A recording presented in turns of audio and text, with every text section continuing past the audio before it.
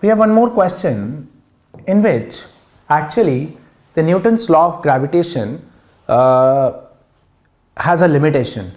The Newton's law of gravitation is valid only for point masses, but we do not deal with point masses in every case, right dear students? So when the bodies are actually not point masses, how do we calculate the force? We just assume a suitable small element which is so small that it can be treated like a point mass, apply the Newton's law of gravitation, treating it to be a point mass, and then integrate within suitable limits. So let us do a question which involves a simple integration. Okay. So dear students, we have a point mass small m here. Okay. This is a uniform rod. This is a uniform rod AB of length L. Okay. Distance of the point mass is A, right? Mass of the whole rod being m, length of the rod being L. Okay. You have to calculate the force. Calculate force between small m and rod AB. You have to calculate the force between the mass small m, point mass small m, and rod AB.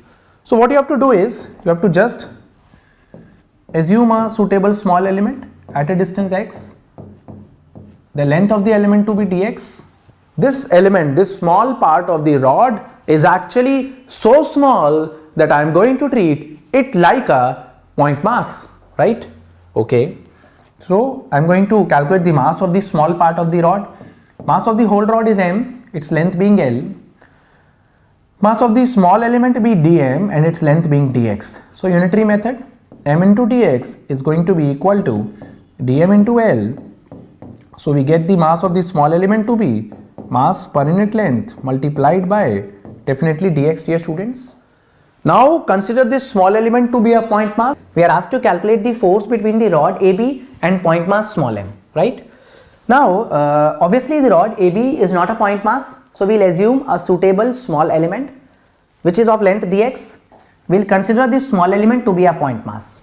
So applying the unitary method, mass of the whole rod is m, length of the rod is L, mass of the small portion is dm, length of the small portion is dx. Now unitary method, m into dx is dm into L.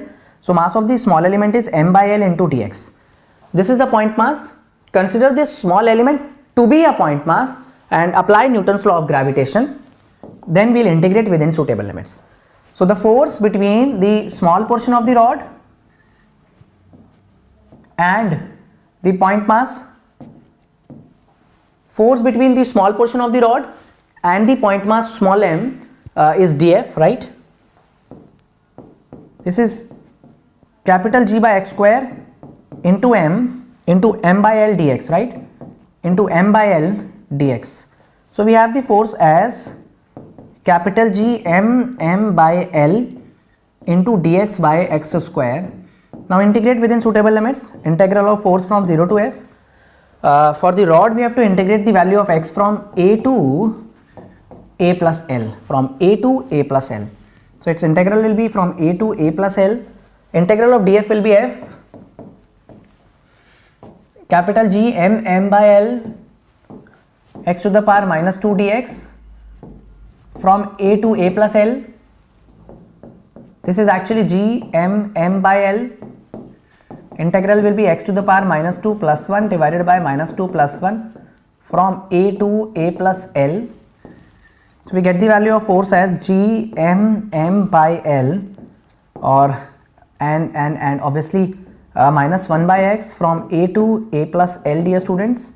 Now I am going to substitute the limits here. Okay, so f is going to be equal to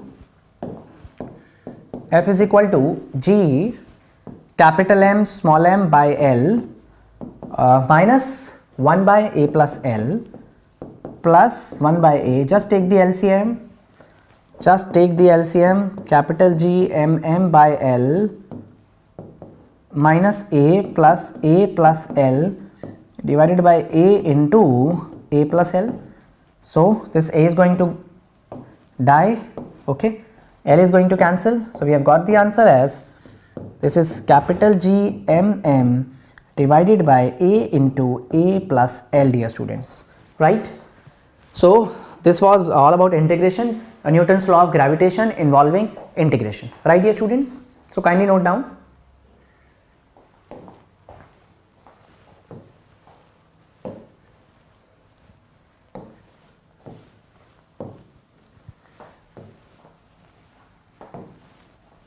In the next question, we are going to discuss about the Newton's law of gravitation in vector form, right? So we have Newton's law of gravitation in definitely vector form. This is x-axis, this is y-axis, this is z-axis. So there is a point mass m1 of mass 2 kg. This is a point mass m2, 1 kg, sorry, m2 is equal to 2 kg. Okay, let us take their position vectors. Let this point be A at 1, 2, 3 and the other point to be at B point, which is 3, 4, 6, right? Now you are asked to calculate the force between M1 and M2. See, one method is to calculate the distance between A and B, which can be calculated using the simple distance formula, and then apply the formula capital G M1 M2 divided by distance square. And the other method is actually the force is a vector quantity, right? Actually force is a vector quantity and we want to write the expression of force in vector form, say, or we have the 4 options in vector form in terms of I cap, j cap and k cap. So how do we proceed that question? Force is given by say force on force on M1 due to M2, right? Force on M1 due to M2 is, force is capital G M1 M2. What is the distance? Distance is the magnitude of AB vector square. Direction is along AB. Actually along AB is given by AB cap, right dear students? M1 is being attracted by M2 towards itself, right? Now this force will be, it will be capital G M1 M2 divided by mod AB whole square, and AB cap is AB vector divided by magnitude of AB. So we get the value of force as capital G M1 M2 divided by mod AB whole cube into definitely this AB vector, right? Do you know how to calculate AB? Yes, we know AB vector is actually OB minus OA. AB vector is actually OB vector minus OA vector. What is OB vector, dear students? OB is 3i cap, 4j cap, 6k cap. 3i cap, 4j cap, 6k cap. Minus OA is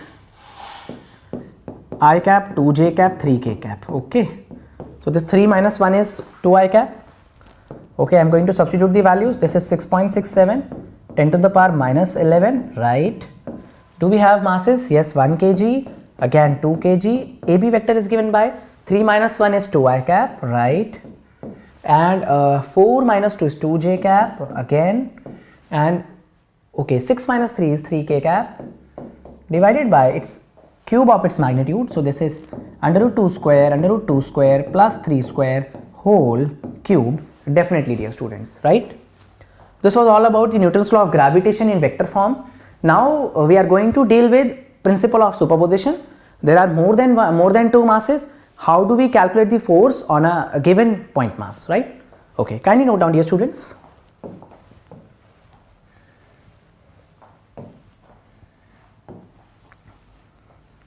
Okay, we are not going to, write the statement for principle of superposition.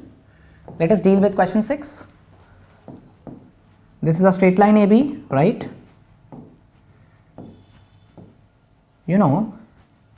This is capital M, this is again capital M.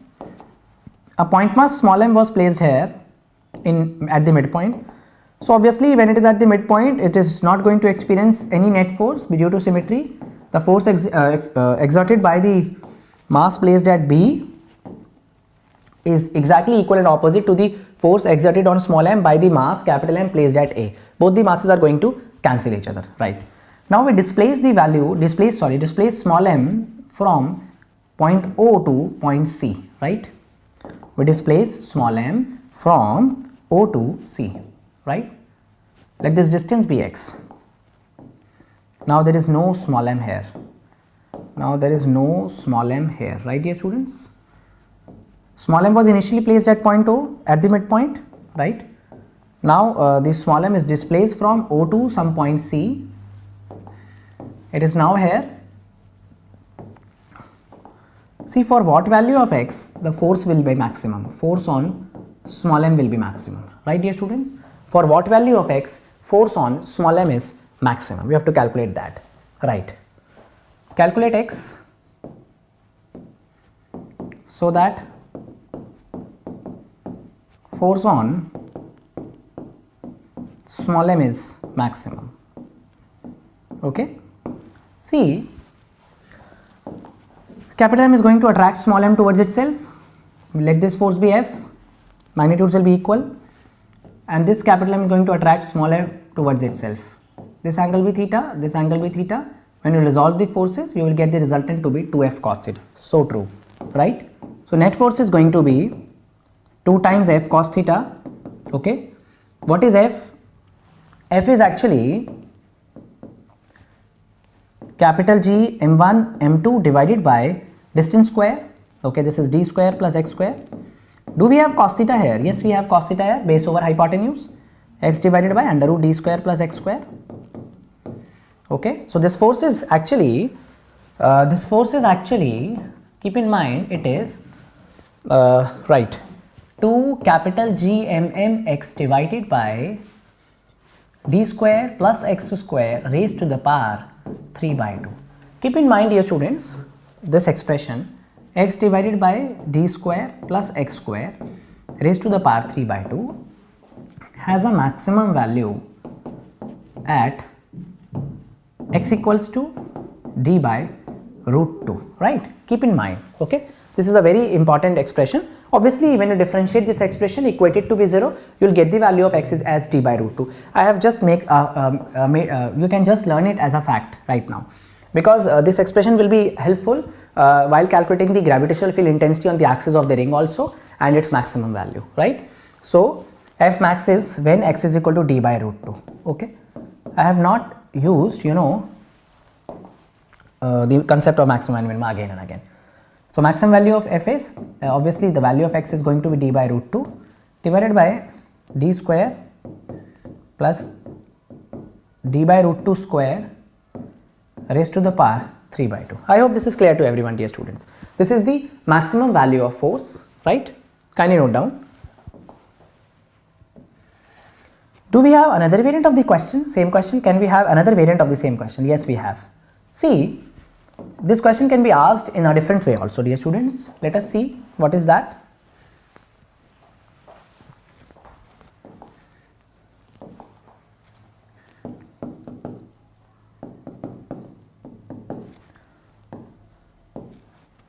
Let us erase the whole solution. Okay. See, the question can be asked in this way, that there was a mass small m placed at the center. Obviously, it was not experiencing any net force. You displace the small m from point O to point C and release it, right? And obviously, it will start moving here due to the resultant of the force is in the direction CO. So, it will start moving here, moving here, moving here, moving here, moving here. Speed will go on increasing, right? Its speed will go on increasing. And obviously, when it reaches point O, the net force becomes 0. But due to the momentum, it will overshoot the mean position. It will come here. Then in that case, net force will be directed upwards and it will start oscillating, right? So, if x is much less than d and mass small m is released, calculate time period of SHM. Obviously, it will execute SHM. You have to calculate time period of SHM. It will start executing SHM, dear students. You are asked to calculate the time period of SHM. Let us do that. Obviously, the net force now will become the restoring force. The value of the restoring force is going to be negative 2 times F cos theta. So, G m m divided by d square plus x square into what was cos theta, dear students? X upon under root d square plus x square. X is small as compared to d. So, we are ignoring the value of x square as compared to d square, right? Restoring force comes out to be minus 2 capital G m m x by d square plus x square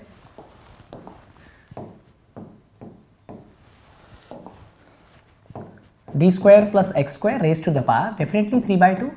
X being much greater than d, we get the restoring force as minus 2 capital G m m x by d cube. Force is equal to ma.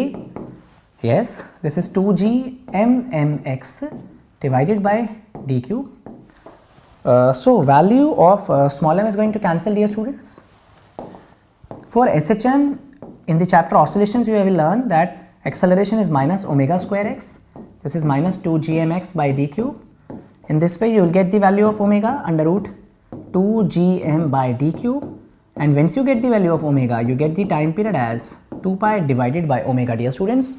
So this was all about Newton's law of gravitation and SHM.